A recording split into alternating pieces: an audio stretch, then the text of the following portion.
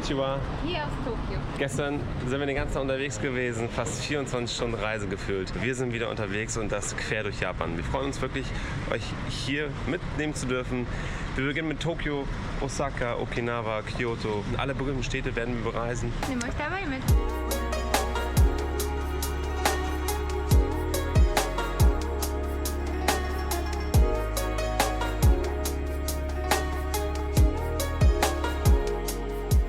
Wir stellen jetzt gerade ein bisschen durch Tokio und wir sind am Asakusa-Tempel. Ja, es ist 9:30 und es ist voll.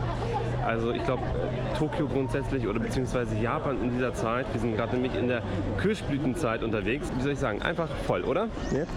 Wir sind jetzt hier gerade mitten in diesem Tempel und es gibt hier irgendwas, was so Geräusche macht. Vielleicht hört ihr das hier schon im Hintergrund. Ich gehe mal kurz hin. So, wir sind jetzt hier bei einem Glücksstand, nenne ich das. Es funktioniert wie folgt. Ihr macht erstmal hier Geld rein, das haben wir schon gemacht. Dann musst du hier sozusagen drehen. So, mal gucken, was da rauskommt. Nummer 9. Und da vorne die japanische Zeichnung und dann hinten. Auf Englisch. Best Fortune. Oh my God. Sehr gut. Glück für uns.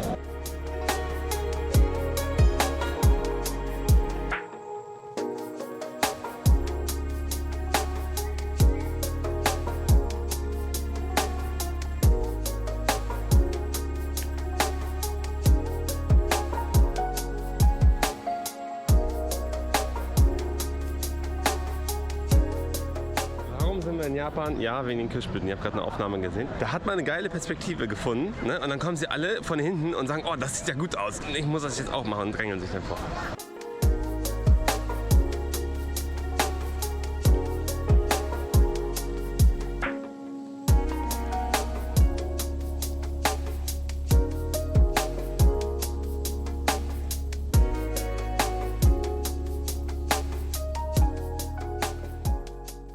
Wir haben uns jetzt einen Erdbeer-Matcha-Latte geholt und einen Sakura-Flower, Entschuldigung, ein Sakura-Flower, richtig lecker. Also wir sind hier in dem Laden hier, also in der Nähe von dem Tempel und hier ist auch ein Freizeitpark, Eis, Matcha-Latte, was will man mehr? Aber was man sagen kann, man fühlt sich, das ist gar nicht negativ gemeint, man fühlt sich so ein bisschen wie im Film oder wie in Universal Studios bisher. Dass das also alles so eine, nicht Fake-Welt ist, sondern einfach so anders. Unreal. Aber cool, positiv. Ich zeig dir jetzt was, komm mal mit. Vielleicht habt ihr das ja schon mal gesehen, das habe ich nämlich bei Instagram gesehen.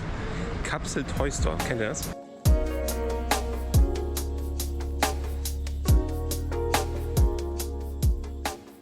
Hier in Japan sehr, sehr kitschig ist, das wissen wir.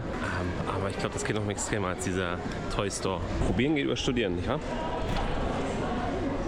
Also es ist wirklich sehr, sehr interessant hier lang zu gehen. Von Kimono bis Japanese Matcha Crepe kannst du hier alles kaufen. Sehr, sehr kuriose und auch bestimmt leckere Sachen. Unser Ziel war es heute, eine Tasche zu kaufen bei Uniqlo. Wir werden mal schauen, ob es die hier gibt. Aber wie gesagt, es ist wirklich sehr, sehr vielfältig hier und mega cool. Sehr, sehr interessant zu sehen. Wie gesagt, man fühlt sich wirklich so, wie so ein Film.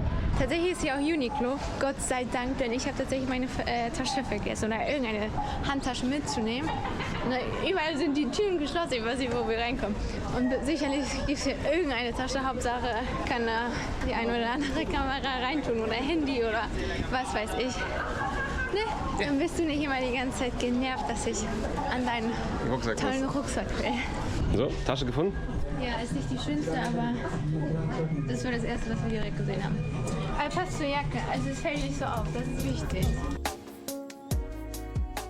Wir haben ein kleines Geschenk von Uniqlo bekommen. Snacks. Das ist so süß. Schau. Nein. Auf jeden Fall sehr, sehr zuvorkommend, mega nett. Das ist voll, Die haben mir alles erklärt. voll, also übertrieben einfach so, also aber cool. Vor allem, erzählen mir, also klar kennen wir Uniqlo natürlich auch aus Europa und überall anders, wissen wir, wie man kassiert. Aber die hat halt wirklich alles erklärt und ganz so süß. Taschenkauf erfolgreich. Mission erledigt. Katsching. Also wir sind das ja aus anderen Ländern, aus Amerika war das ja krass so. Die haben alle Hallo und waren mega freundlich, aber das ist ja nochmal eine ganz andere Hausnummer. Also würden... Kommt drauf an, in den USA ist es überall und hier weniger. Vereinzelt. Ja, aber, so ist. ja, aber es ist voll krass. Ja. Würde das mal so in Deutschland sein? Würden die mal freundlich sein bei den Kassen und sowas? Mal ein bisschen lächeln, zum Beispiel auch bei Aldi oder sowas.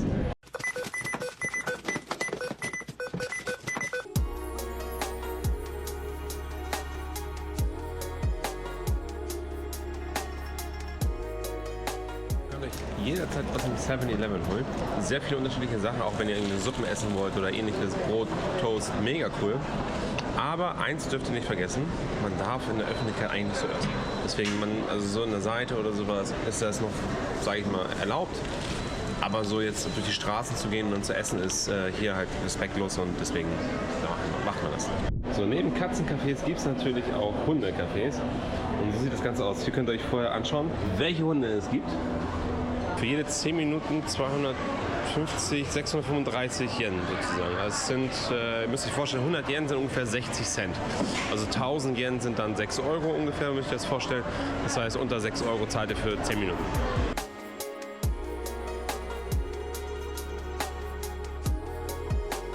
Wir sind hier wohl am bekanntesten Streetfood-Markt oder nennen wir es einfach Markt.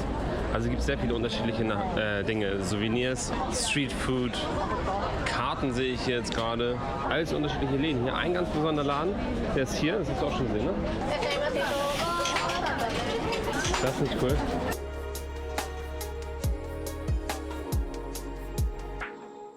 Also wenn wir zurückkommen nach Tokio, werden wir auf jeden Fall zu Disney World gehen, oder Disney Seas, um ganz genau zu sein. Und da wird es, glaube ich, noch voller als das, was ihr jetzt hier seht. Das ist, glaube ich, gar nichts.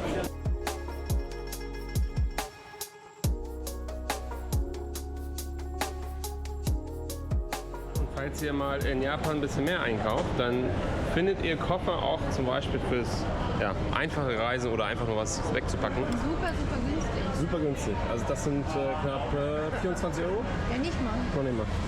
Das ist so ein großer Koffer. Also wenn ihr viel shoppt, dann könnt ihr euch einen Koffer noch hier kaufen. Also wir sind schon mit 4 Koffern hierher gereist. Nur mal so just for info. Also es gibt ja hier diese Rikschas heißen die, glaube ich. Und die Männer hier, die sind halt, zeigen, glaube ich, ihre Beine, damit sie halt zeigen, dass sie stark sind und keine Ahnung. Sieht auf jeden Fall ziemlich fancy aus. Wir fahren jetzt mit der U-Bahn Richtung Yoyogi Park. Yoyogi Park. Da gibt es nämlich die berühmten Kirschblüten, weswegen wir eigentlich auch hier sind. Also in Tokio ist es so, man geht links und man steht auch, glaube ich, links bei Rolltreppen zum Beispiel. In Osaka ist es genau andersrum. Ne? Okay, wo müssen wir hin? Kein Plan. Wir haben übrigens auf unser Wallet ganz einfach die Shibuya-Karte geholt. Die könnt ihr euch einfach in euer Wallet hinzufügen, aufladen und einfach überall nutzen. Mega einfach.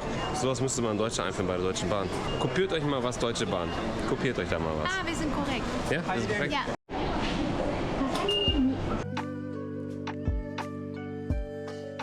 Jetzt zum Yoyogi Park. Das ist nämlich einer der 3 populärsten Spots für Kirschblüten. Und direkt daneben ist auch der Meiji-Schrein, wo wir dann danach hingehen. Und danach nach Shibuya. Wir sind jetzt in dem Park, genießen die Zeit so ein bisschen. Ja, wie soll ich sagen, es ist noch nicht so weit, ehrlich gesagt. Naja, doch, seht euch das an. Der eine Baum wird occupied bei Japanern. Der am meisten blüht. Aber in Teilen sind die auf jeden Fall schon da. Ja, viele picknicken hier auch und chillen einfach und genießen die Sonne, das Wetter und einfach dieses Zusammensein im Park chillen, Bier trinken.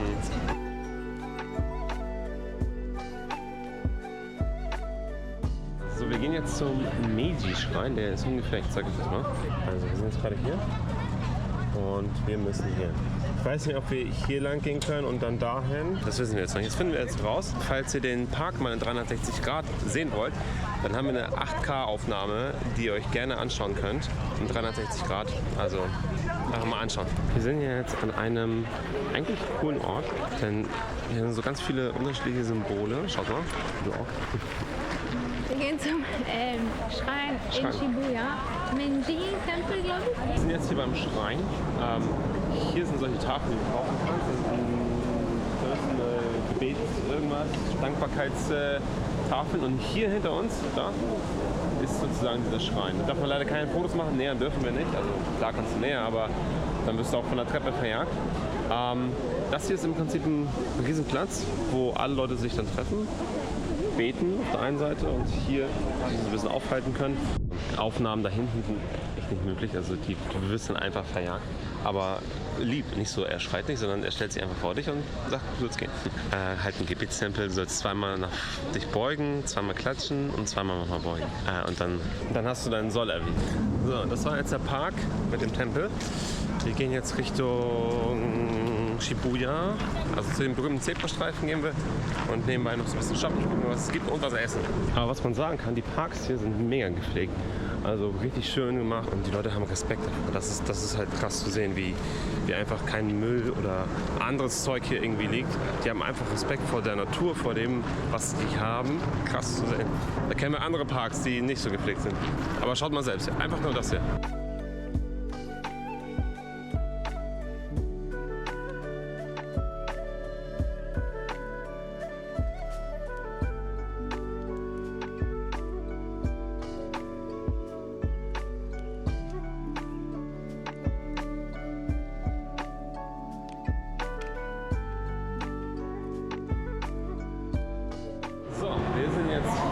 Shinjuku-Station, denn wir fahren morgens Mount Fuji, also einen Tagesausflug von hier aus. 2 Stunden ungefähr werden wir fahren mit dem Bus, weil die Züge voll sind. Aber man hat uns gesagt, so ein kleiner Geheimtipp, mit dem Bus sieht man sogar ein bisschen mehr.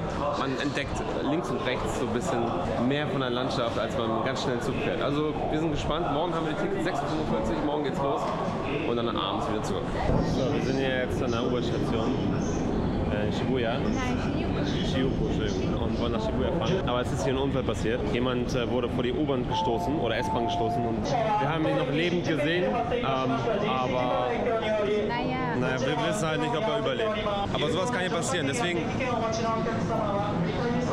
das hier ist eine der Optionen, glaube ich, wo halt nicht diese Schranken da sind zum Schutz. Ja, müsst ihr echt aufpassen, wenn ihr hier seid, dass ihr nicht reingedrängelt wird, weil es kann mal schnell passieren. So viele Leute dann einfach drängeln und dann bist du raufgeschützt. Da müsst ihr echt aufpassen. Normalerweise habt ihr sowas und das ist viel, viel sicherer als das, was da gerade war. Also, na gut, wir sind wieder zurück, es geht weiter, positiv denken, alles Gute für den. Und wir sind jetzt wieder in Shibuya und gehen was essen. Oder holen uns was zu essen, keine Ahnung. Irgendwas mit unserem Magen ein bisschen beruhigt wird.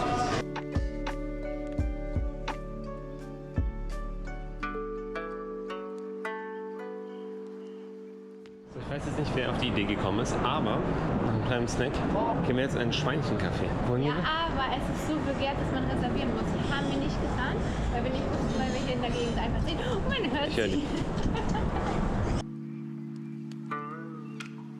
Okay, das Café ist voll. Also man muss wirklich reservieren. Wir sind aber jetzt tatsächlich auf dem Weg zu einem anderen, 3 Minuten von hier. Das eröffnet um 6:30 Uhr. Nein, ab 6:30 Uhr ist da ein Platz. Ach so. Ach so. Okay, alles klar.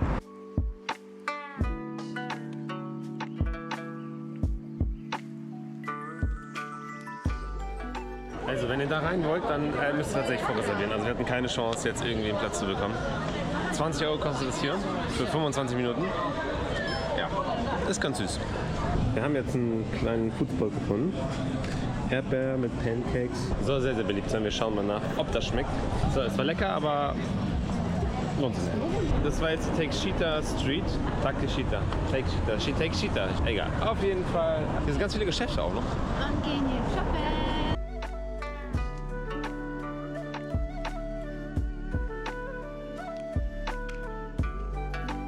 So, wir sind jetzt im Cosme, ziemlich bekannt.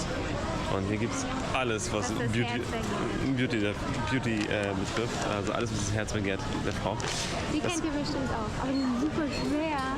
Egal, die haben ja 4 Koffer. Das Wichtige ist, wenn ihr tax-free einkaufen wollt, dann müsst ihr euren Reisepass mitnehmen und vielleicht schon vorher euren QR-Code registriert haben, nämlich am Flughafen. Und das machen wir auch. Und über $50 muss man haben. Kein Problem. Das Frau sind sagt 2 kein Problem. Produkte.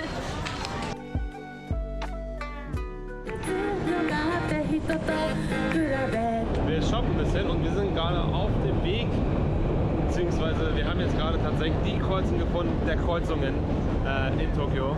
Ich glaube, mehr als bekannt. Ich glaube, auch weltweit bekannt ist diese Kreuzung. Wir schauen mal nach, wie das hier so aussieht.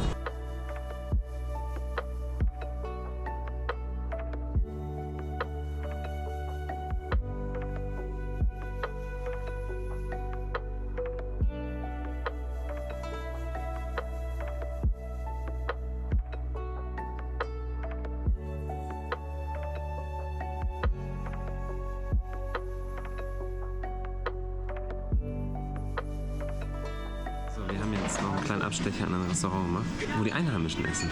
Genau, das ist ganz in der Nähe von dieser Kreuzung. Keine Ahnung, wir haben jetzt gerade 1200 Yen gezahlt für 2 Gerichte, so ein Bowl, und noch Suppen, eine Cola. Mal gucken, ob das schmeckt. Also hier essen auf jeden Fall die Einheimischen. War eben gerade sehr voll, wir hatten noch einen Platz bekommen. Mal gucken, ob das schmeckt. Also hier haben wir eine Beef Bowl und hier haben wir auch eine Beef Bowl mit irgendwas. Mit Ei. Und? Eine kleine Miso-Suppe. Also, es war lecker, oder? Ja. 1A. Also wirklich sehr, sehr lecker. Deswegen, arigato gozaimasu. Ne? Gehen wir nun etwas noch ein bisschen shoppen. Es ist noch früh am Abend, aber schon dunkel. Wir werden noch ein bisschen shoppen, wenn die Geschäfte noch aufhaben. Ich glaube ja, aber ja. So sieht es zumindest aus. Ich würde an der Stelle einfach mal den Vlog beenden. Ein aufregender Tag geht zu Ende in Tokio, unser erster Tag in Tokio. Morgen fahren wir nach Mount Fuji mit dem Bus, wie ich schon erzählt habe. Danke, dass ihr eingeschaltet habt. Bis zum nächsten Mal.